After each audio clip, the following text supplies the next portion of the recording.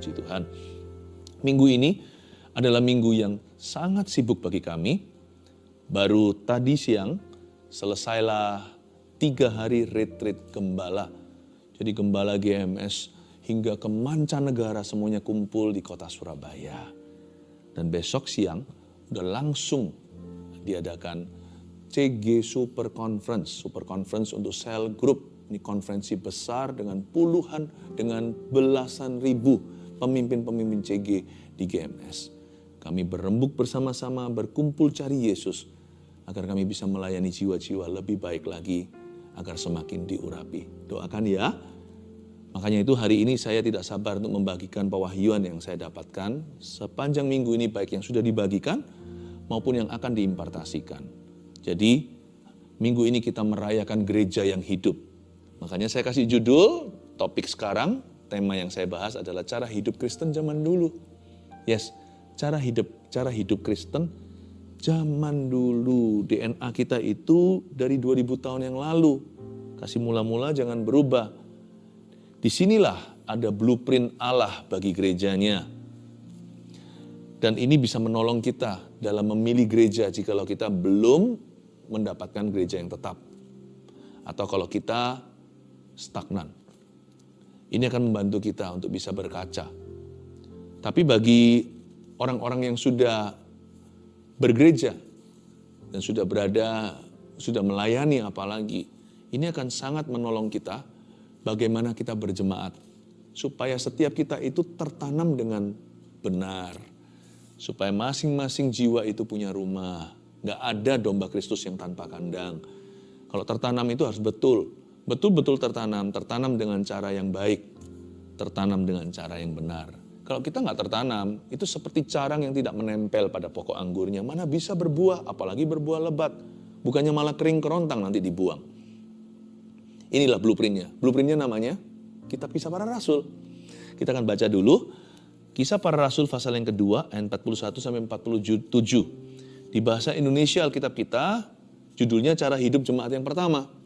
Kenapa ditulis di Alkitab? Karena ini DNA, gak bisa berubah. Sampai kapanpun itu fitur kita.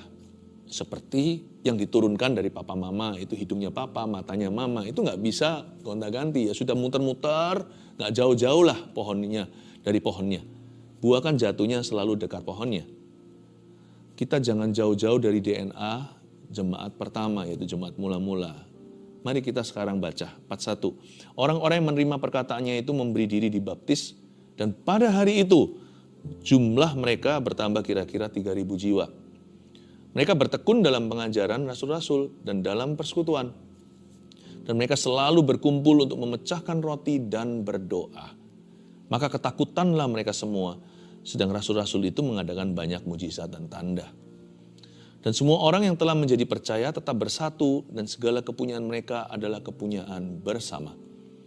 Dan selalu ada dari mereka yang menjual harta miliknya, lalu membagi-bagikannya kepada semua orang sesuai dengan keperluan masing-masing. Dengan bertekun dan dengan sehati mereka berkumpul tiap-tiap hari dalam bait Allah. Mereka memecahkan roti di rumah masing-masing secara bergilir dan makan bersama-sama dengan gembira dan dengan tulus hati sambil memuji Allah. Dan mereka disukai semua orang. Dan tiap-tiap hari Tuhan menambah jumlah mereka dengan orang yang diselamatkan. Inilah hikmat dalam bergereja. Inilah juga hikmat dalam memilih gereja yang tepat untuk kita. Dan bagi setiap orang yang sudah tertanam, saya ulangi, ini adalah hikmat bagaimana tertanam dengan baik dan benar. Mari kita bahas satu persatu ayat 41. Orang-orang yang menerima perkataannya itu memberi diri dibaptis. Dan pada hari itu jumlah mereka bertambah kira-kira 3.000 jiwa. Garis bawahi ayat 41 di Alkitab saya. Yang saya garis bawah adalah kalimat atau kata-kata memberi diri dibaptis dan pada hari itu. Memang canggung sekali garis bawahnya. Tapi kok merema? Saya garis bawahi apa yang merema di dalam jiwa saya. Memberi diri dibaptis dan pada hari itu. Kata sambungnya. Berarti orang-orang yang lahir baru bertobat itu, mereka memberikan diri langsung dibaptis. Tidak pakai basa-basi, tidak pakai ragu-ragu lagi. Karena mereka semua orang dewasa, kira-kira jumlah mereka 3.000 jiwa. Dalam bahasa Inggrisnya 3,000 men. Berarti ini orang-orang yang bisa membuat keputusan sendiri. Dan mereka dibaptis itu bukan berdasarkan keharusan, sekalipun baptisan itu amanat agung alias perintah Yesus Kristus. Tetapi ketika mereka bertobat, mereka memberi diri baptis itu sebagai langkah pengabdian pada Allah. As an act of devotion and obedience, sebagai langkah ketaatan. Kayaknya seperti ketika mereka mendengarkan Petrus berkhotbah dan berkata, berilah nih dirimu dibaptis. Mereka langsung maju dan berkata, saudaraku. Mungkin mereka memanggil dia, Bapak Petrus, kami mau dibaptis. Satu lagi berkata, guru, aku mau. Mereka langsung.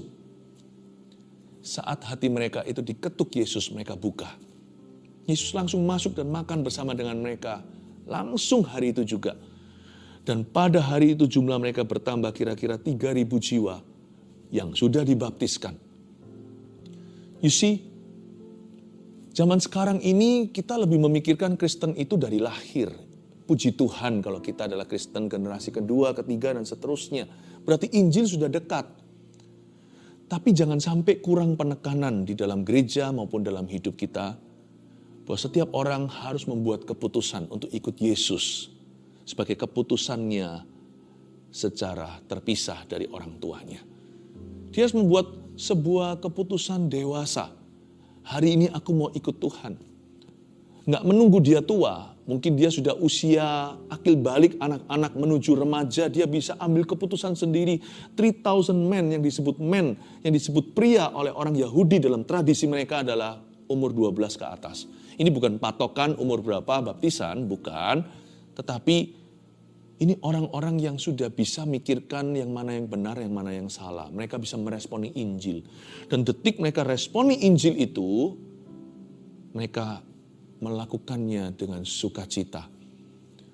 Mereka mengabdikan dirinya kepada Tuhan. Dan mereka langsung ambil langkah iman, yaitu langkah ketaatan. Gereja itu terdiri dari orang-orang yang bertobat dari dosanya dan dipanggil Tuhan untuk mengikuti jalannya. Baptisan itu pintu pertama. Memang baptisan tidak menyelamatkan. Kalau menyelamatkan berarti kan penyamun di samping Yesus kan gak selamat. Buktinya dia di Firdaus. Tapi orang yang diselamatkan tidak akan menolak baptisan. Orang itu pasti dengan senang hati berkata, aku bersedia. Seperti orang menikah ya. Menikah kan bukan karena janji nikahnya. Tapi kan karena dia cinta. Karena mereka jatuh cinta.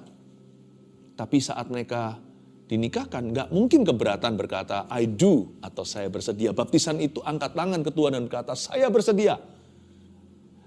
Aku mau ikut Yesus, ku tak ingkar.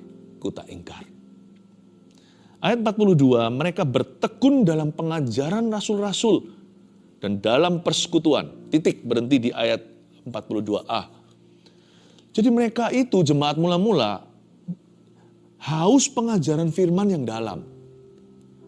Mereka itu tidak mau hanya sekedar oke, pokoknya feelingnya dapat, atau mereka sekedar ke gereja. Ada niat hati, kemauan, dan kerinduan untuk mereka mendalami firman Tuhan.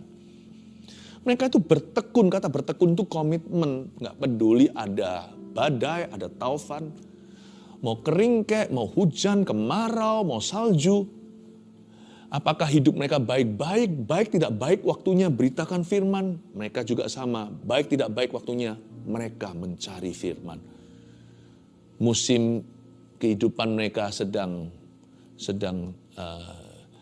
mungkin musim mereka sedang mujur atau saat mereka lagi sial. Bertekun itu tidak pandang bulu, tidak pandang musim. Bertekun itu tidak pedulikan situasi kondisi seputar orang itu. Itu komitmen hati dan tekadnya bulat. Mereka bertekun dalam pengajaran siapa? Rasul-rasul. Jangan terpancing dengan kata rasul-rasul seperti pembicara tamu, guest speaker. Mungkin dia seorang pengkhotbah yang terkenal. Jangan lupa loh, rasul-rasul ini sebagian besar di antara mereka nelayan-nelayan saja. Mereka orang-orang biasa di antara mereka. Karisma mereka datang dari Tuhan, bukan karena mereka ternama. Rasul-rasul ini in-house speakers, mereka itu pembicara-pembicara dalam. Rasul-rasul ini adalah gembala-gembala mereka sendiri. Bukankah murid-murid Yesus yang sisa 11 itu dari 12 rasul anak domba kan minus Yudas, mereka semuanya itu kan Tuhan bangkitkan dari dalam. Mereka bukan pembicara yang diundang. Rasul-rasul ini adalah gembala mereka sendiri. Dan jemaat itu haus belajar firman dari gembala sidangnya. Gereja mula-mula itu kaya ya, bukan secara materi, tapi mereka kaya secara rohani. Coba bayangkan, yang ngajari mereka itu Petrus, Yohanes, Yakobus, Bartolomeus, bahkan Thomas pun mereka bisa belajar sesuatu dari seorang rasul yang dahulunya ragu. Mereka bisa rasa relevan ini untuk diriku. Aku juga seperti itu. Kita juga begitu. Wow, mereka bisa belajar juga dari Simon orang Zelot yang kita kurang kenal mungkin di dalam Alkitab tidak dibahas banyak. Nathanael yang disebut Bartolomeus tadi, Matius yang menulis kitab Injil Matius itu atau yang disebut Lewi itu salah satu daripada murid Yesus Kristus. Wah, kalau kita baca satu persatu, kalau mereka mendapatkan pengajaran. Sekarang sih 12 rasul ini wah sekali karena mereka jadi legendaris gara-gara Alkitab yang sudah ditulis dan sekarang disebar ke semua bahasa di bumi. Waktu kita baca mereka jadi selebriti, padahal zaman dulu mereka nelayan. Mereka tak terpelajar. Mereka gembala lokal, gembalanya sendiri. Jadi di sini saya bisa mengambil kesimpulan bahwa jemaat tidak cari-cari pembicara. Jemaat itu hausnya tulus sama Yesus. Pokoknya dia belajar firman itu cari kontennya. Dia bukan cari apa yang nyaman untuk dia mau kenal Tuhan Yesus lebih dalam lagi. Baik firman yang berupa relevan, yang memotivasi, atau yang lebih ke arah doktrin, atau pengajaran sehari-hari. Mereka mau makan semua seperti bayi. Dikasih susu, dihabiskan. Dikasih bubur, dimakan. Mereka makan terus. Dan kalau gembala sidangnya sendiri yang berkhotbah itu lebih atraktif. Luar biasa ya. Ini salah satu DNA gereja mula-mula. Salah satu fitur mereka yang tidak bisa disangkali. Mereka bertekun dalam pengajaran siapa? Bukan pembicara-pembicara, tapi rasul-rasul alias pastor-pastor mereka sendiri.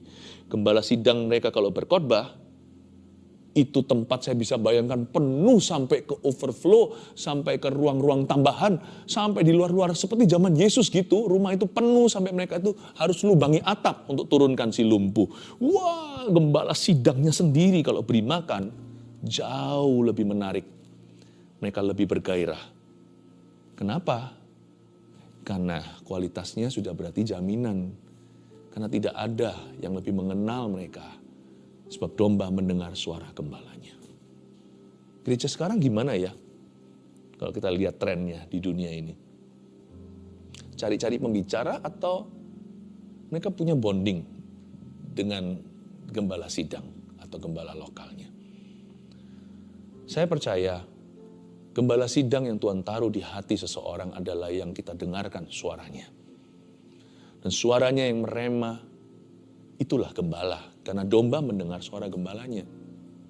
Saya bersyukur sekali bahwa hari ini kami diberikan kepercayaan untuk memberi domba Kristus makan. Bukankah itu pesan Yesus, salah satu pesan Yesus terakhir pada murid-muridnya, khususnya Petrus. Gembalakan domba-dombaku, itu artinya feed my sheep atau beri makan jemaatku. Dalam pelayanan, ini saya sharing dari pengalaman. Kalau dalam pelayanan kami, yang saya anggap paling fulfilling, yang paling memuaskan, itu bukan keliling seminar-seminar atau apa, bukan, tapi memberi makan jemaat sendiri.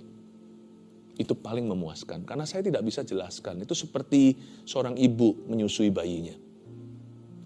Saya harap Anda juga sama, kalau Anda dari gereja Anda, saya minta supaya Anda belajar untuk setia. Tapi jikalau Anda tidak tahu Anda itu gereja mana, kami bersedia untuk membantu. Tapi kalau Anda sudah tahu, puji Tuhan, saya berdoa supaya Anda bertumbuh dan mari serius perhatikan visi, misi, dan juga konten daripada firman yang diajarkan dalam gerejamu. Dan untuk jemaat GMS yang saya kasihi, to whom I am a pastor, kepada siapa saya menjadi gembala, saya bersyukur setiap hari untuk Anda. Seperti Paulus dalam suratnya menuliskan begini, engkaulah ladang pekerjaanku, engkaulah mahkotaku, jemaat yang kubanggakan dan kucintai. When was the last time I told you that I love you? Saya ingin memakai kesempatan waktu saat teduh bersama, karena banyak jemaat GMS yang kesaksian juga nulisnya begini, dari CG mana, dari GMS mana. Have I told you lately that I love you? Kapan terakhir kali saya memberitahu Anda bahwa saya cinta, saya mengasihi Anda? Jemaat, I love you. Ayo terus bertumbuh ya. Belajar saling mengasihi. Mari kita bertumbuh bersama-sama di dalam gereja. Kita baca lagi ayat 42b, dan mereka selalu berkumpul untuk memecahkan roti dan berdoa.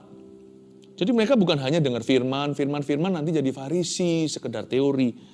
Mereka kalau kumpul itu memecahkan roti, mereka fellowship, perjamuan kudus, dan berdoa sembahyang. Spirit of prayer-nya luar biasa. Saya jadi ingat pada waktu saya pergi seminar suatu hari, baru bertobat itu tahun 1992. Gembala sidang saya di Kanada ajak saya dan satu orang lagi jemaat untuk pergi ke Los Angeles waktu itu. Ada sebuah konferensi di Crystal Cathedral. Zaman itu yang menjadi gembala sidangnya adalah almarhum Pastor Robert Schuller. Dan yang menjadi pengkhotbah tamu waktu itu adalah Pastor Yonggi Cho, almarhum yang dari Korea Selatan itu. Gereja Yoido Full Gospel, yang pernah menjadi gereja terbesar di seluruh dunia, hampir 1 juta jemaatnya. Hari itu saya belajar tentang ini, bahwa yang membedakan antara jemaat mula-mula dengan sekarang yang terjadi di akhir zaman ini adalah, zaman dulu prayer was pure joy. Doa itu sukacita. Ada kalimat Tuhan di Yesaya bunyinya begini, ini adalah kata-kata Nabi. Dan aku akan membawa umatku naik ke gunung doaku dan mereka akan bersukacita di situ. Prayer is joy. Doa itu sukacita. Setelah Pastor Yonggi Cho sharing di sesinya, sesi utama tentunya, beliau menceritakan kegerakan doa yang ada di Korea Selatan di tahun 1990-an. Waktu itu heboh sekali, revival itu ada terjadi di Korea. Tidak seperti hari ini banyak anak mudanya yang gak ke gereja. Tapi zaman dulu, hamba-hamba Tuhan ini pun masih muda. Itu tahun 90, berarti berapa tahun lalu? Berarti 30 tahun lalu, 30 tahun sekian. Mereka masih muda. Dan mereka ceritakan dengan berapi-api, beliau ceritakan setelah itu, hostnya naik, yaitu Pastor Robert Schuller. Dan saya merasa kasihan sekali karena beliau mengeluhkan yang terjadi di Amerika beda. Yaitu kalau ada kebaktian doa, di mana seluruh jemaat ditantang untuk berdoa, bagi sesuatu, khususnya bagi jiwa-jiwa, sepi yang datang hanya 5. Ini saya hanya quote saja ya. Ini yang beliau katakan di sesinya beliau waktu itu. Robert Schuller berkata bahwa tapi kalau semuanya ada acara, misalnya apa, konser musik atau ada selebriti datang dan sebagainya, tempatnya bisa ramai sekali. Apalagi nanti hari Minggu mereka pendek-pendekin ibadahnya, kalau bisa sesingkat-singkatnya tapi sepadat-padatnya dan entertainment semuanya, meskipun kebaktian itu tetap ada nilai hiburannya, tetap ada entertainment value-nya, tetapi bukan itu orientasinya. Tapi ketika hari Minggunya mereka ada pembicara tamu atau ada kesaksian artis, lalu nanti ada musik, presentasi musik dan sebagainya, bukan berarti puji-pujian tidak perlu, bukan. Tapi lebih dicari adalah nilai hiburan atau entertainment value. Itu katanya penuh orang-orang dress up, pakai baju bagus-bagus, tapi kalau kebaktian doa dia keluhkan. Di Amerika tidak minat. Makanya perbedaannya di sini. Korea mengalami kebangunan rohani. Tidak demikian dengan negara barat. Tapi sekarang kasihan, anak-anak mudanya mulai menghilang. Mereka perlu kebangunan rohani lagi. Lalu sekarang kebangunan rohani ada di mana?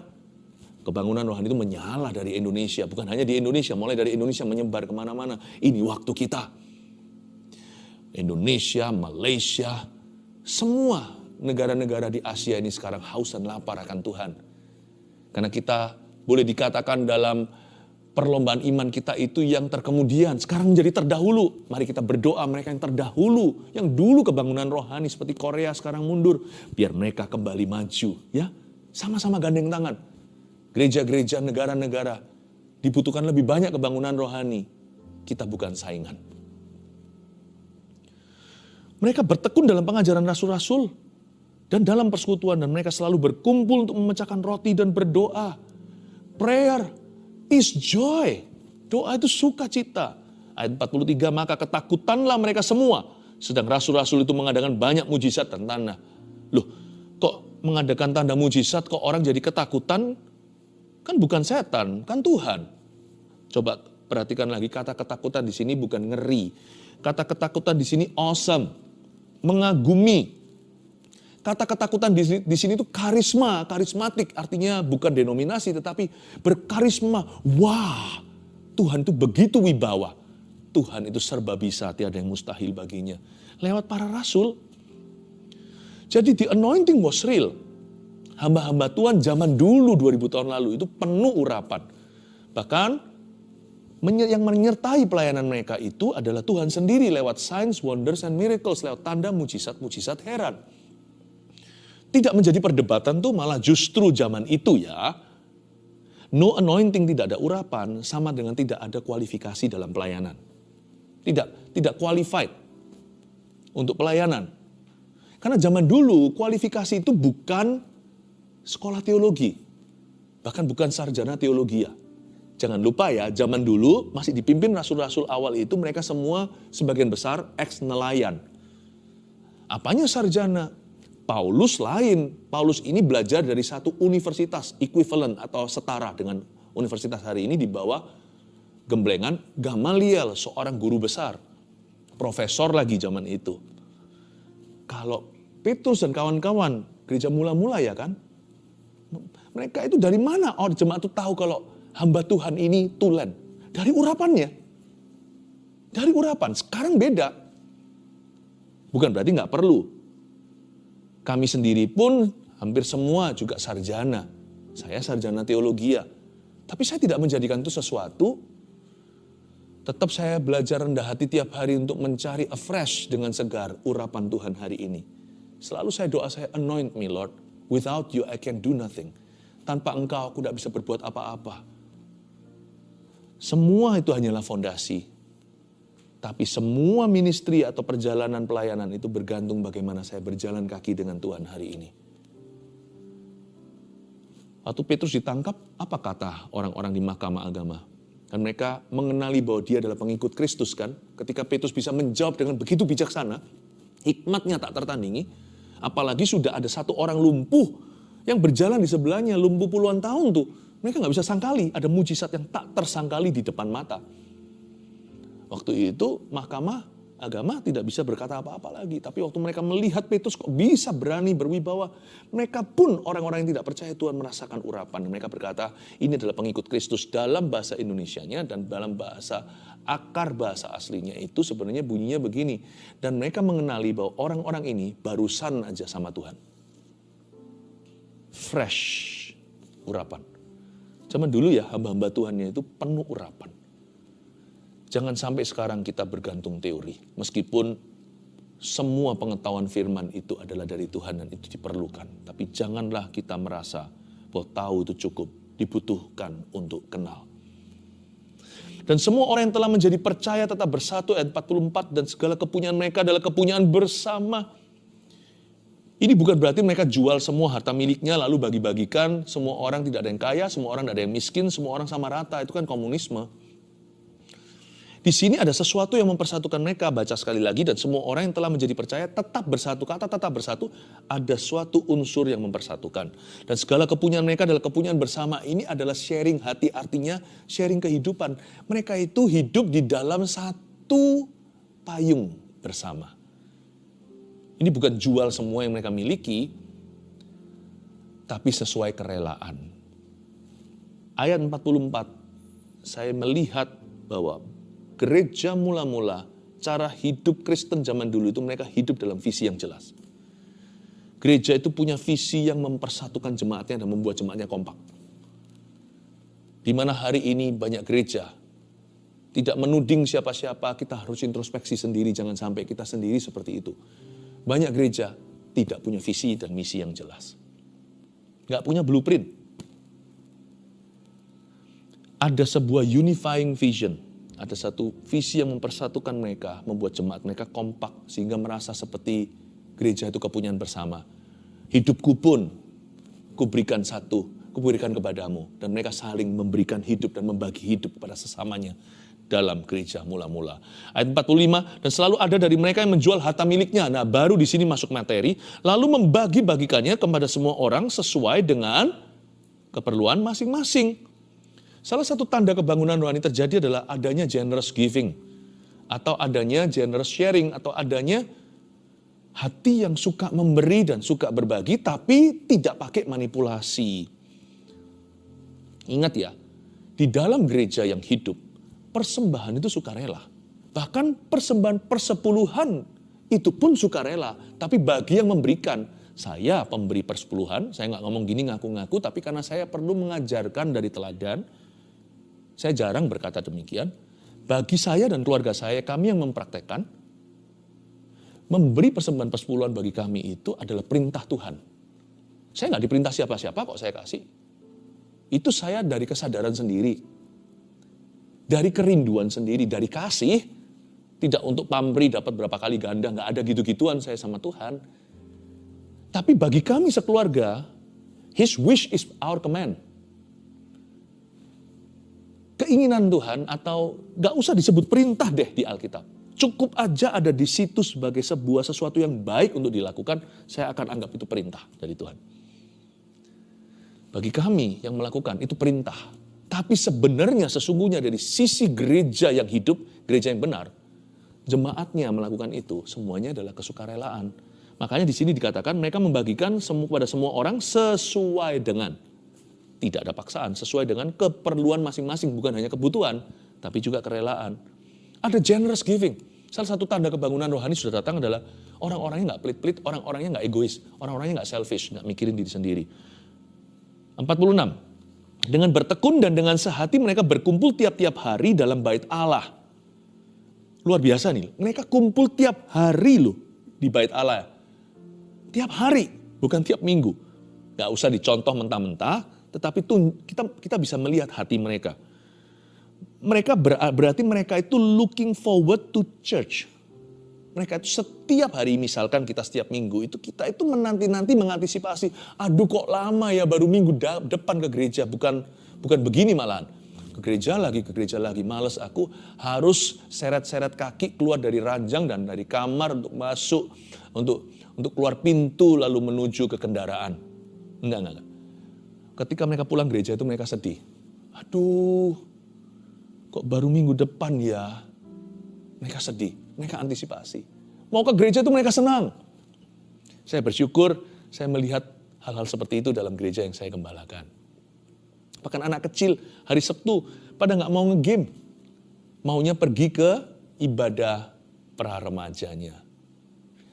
Ya, di tempat kebaktian umumnya, gedung yang sama, tidak dinomor duakan. Haleluya. Berapa jam sebelumnya mereka sudah minta sama papa mama, sudah pakai baju, udah rapi. Saya dengar kesaksian ini bukan 1, 2, tapi ratusan. Itu salah satu tanda bahwa the Spirit is alive in that church. Saya bersyukur, saya berdoa supaya semua gereja juga begitu ya. Dan saya doa, sungguh-sungguh saya tulus berdoa supaya semua gereja demikian. Dan gereja yang sudah begitu, jangan sampai berubah warna, jangan sampai luntur. Looking forward to church. Mereka itu mengantisipasi, rasanya sudah nggak tahan. Kalau ini Tiap hari lagi kalau mereka pulang mereka rasa aduh lama ya, berapa jam lagi. Mereka memecahkan roti di rumah masing-masing secara bergilir, bukan hanya ke bait Allah, tapi mereka di rumah masing-masing. Inilah CG zaman dulu atau kelompok sel itu. Mereka memecahkan roti di rumah masing-masing secara bergilir dan makan bersama-sama dengan gembira dan dengan tulus hati. Kenapa dulu bisa ke gereja tiap hari, sekarang nggak bisa? Karena society masyarakat beda. Zaman dulu itu mereka bercocok tanam atau nelayan. Zaman sekarang itu sudah ada jam kantor, bedalah dunianya. Tapi hatinya itu loh tetap harus sama. Tapi mereka itu juga memecahkan roti di rumah masing-masing secara bergilir. Mereka giliran hari ini ke rumah A, besok ke rumah B, giliran di area itu. Disinilah kehidupan CG kelompok selnya itu ada. Pengembalaan dalam jumlah kecil, pemuritan. Dan gak hanya itu, mereka makan bersama-sama dengan gembira dan dengan tulus hati. Coba garis bawahi, dengan gembira dan dengan tulus hati mereka makan bersama alias gak pingin pisah. Salah satu culture yang saya lihat di gereja yang saya saksikan adalah salah satu kebudayaan. Ini bukan kebudayaan Indonesia, Asia, ini kebudayaan gereja per gereja. Yang saya lihat di gereja yang setiap hari, setiap minggu yang saya saksikan adalah kadang-kadang kalau sudah berkata, baik, oke, ketemu ya minggu depan atau ketemu akhir pekan atau ketemu berapa hari lagi, itu nanti berapa meter jalan berhenti di situ ngobrol lagi, berapa meter sampai di parkiran juga nggak masuk ke mobilnya, ayo. Ini nggak masuk ke mobilnya, nanti setelah ngobrol-ngobrol gitu ya, udah mau pisah nih, sudah di gerbang gereja keluar atau di gerbang rumah, ini misalnya kelompok sel atau CG-nya, lalu masih ngobrol-ngobrol lagi setengah jam lagi, rasanya itu nggak tega pisah gitu loh. Itu yang disebut bersama-sama dengan gembira dan dengan tulus hati. Bukan, aku nggak suka gereja, banyak gosipnya. Bukan gitu, bukan orang trauma, bukan orang sakit hati, bukan orang kepahitan. Ayat 47 terakhir, sambil memuji Allah, puji-pujian tentunya, dan mereka disukai semua orang. Dan tiap-tiap hari Tuhan menambah jumlah mereka dengan orang yang diselamatkan. Mereka disukai semua orang, itu disegani. Berarti dikagumi, termasuk dibenci. Dibenci oleh orang-orang yang iri. Mereka disukai semua orang itu berarti hidup jemaat gereja mula-mula itu jadi berkat. Jadi apa? Jadi berkat. Makanya disukai. Tentunya ada perkecualian. Gereja mula-mula tidak sempurna. Ada Anania Safira yang gak jadi berkat. Itu kayak gitu sama Petrus. Bayangkan dia kalau sama rekan-rekan bisnisnya seperti apa. Anania Safira itu salah satu member utama. Salah satu member awal. Ya tetaplah gereja gak akan ada yang sempurna sampai kapanpun. Tapi mereka disukai semua orang. Secara umum kita berkata, jemaat mula-mula itu hidupnya jadi berkat buat orang lain, bahkan jadi jawaban. Dan Tuhan tiap hari menambahkan jumlah mereka dengan orang yang diselamatkan. Karena jemaat itu gak hanya jadi berkat, tapi jemaat itu juga bergerak. Jemaat mula-mula itu bergerak dalam menjangkau sesamanya. Api penginjilan sungguh-sungguh nyala, tidak perlu dibangkitkan di situ. Di situ terjadi api Injil membara. Oke, ditulis ya. Setiap ayat satu poin, segera aja langsung rangkuman, lalu kita berdoa. Cara hidup Kristen zaman dulu, apa aja? Satu, mari kita berkaca, jiwa-jiwa yang lahir baru langsung dibaptis. Ya? Dua, jemaat haus untuk belajar firman dan berdoa. Sudah? Tiga, hamba-hamba Tuhan penuh urapan. Sebuah pesan untuk semua hamba-hamba Tuhan ini. Empat, visi misi gereja kuat dan mempersatukan jemaat. 5. Jemaat suka memberi dan saling menolong secara materi. Ingat tadi, gak pakai manipulasi, tergerak sendiri. 6. Jemaat senang berkumpul dan hubungan mereka erat. Aduh, susah pisah. Suka berkumpul, hubungan mereka erat sekali. Peduli amat, gereja itu gereja besar atau gereja kecil, itu semua tergantung pengembalaannya. Gereja kecil, gegeran juga bisa. Gereja besar, akur juga bisa, juga mampu. Nomor 7. Jumlah jemaat terus bertambah karena kesaksian hidup mereka.